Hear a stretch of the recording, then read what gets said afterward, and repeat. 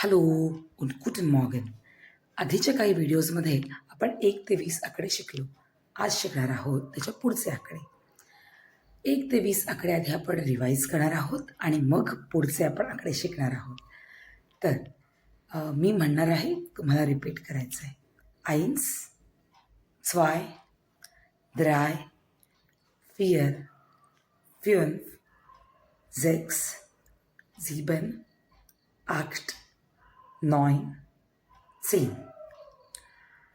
आजच्या पुढचे आकडे 11, 12, 13, 14, 15, 16, 17, 18, 19 आणि 20. आता 20च्या पुढचे काही आकडे आपण फक्त आधी बघणार आहोत. ते म्हणजे 13, 14, 15, 16,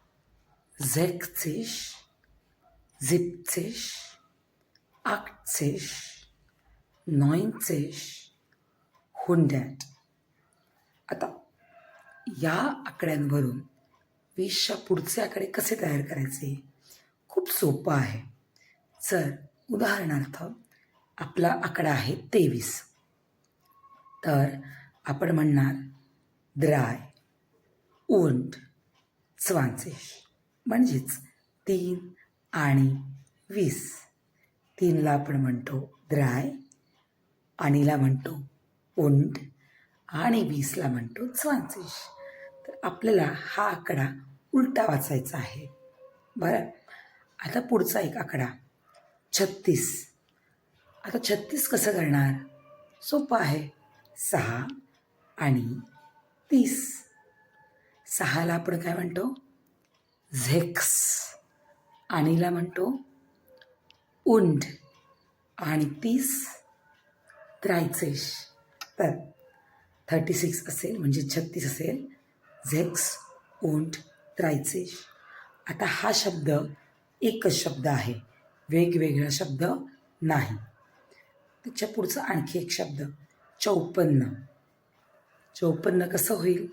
4 आणि 50 म्हणजेच 4 und 50. आता छोटीशी गोष्ट, जेव्हा आपण 60 म्हणतोय, 60 म्हणतोय, तेव्हा झेक्सिश आहे.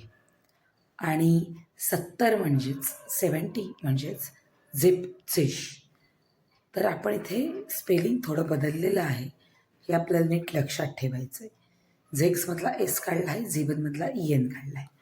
तर हे नीट लक्षात ठेवायचं आहे आपल्याला, आणि मगच हे पुढचे आकडे तयार करायचे आहे. आता मी तुम्हाला काही आकडे देईन, ते तुम्ही स्वतःहून तयार करायचे आहेत.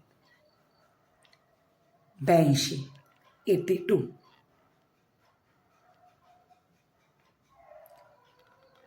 2 und 80. पुढचा आकडा असेल 78. या 7 und 8 und 70.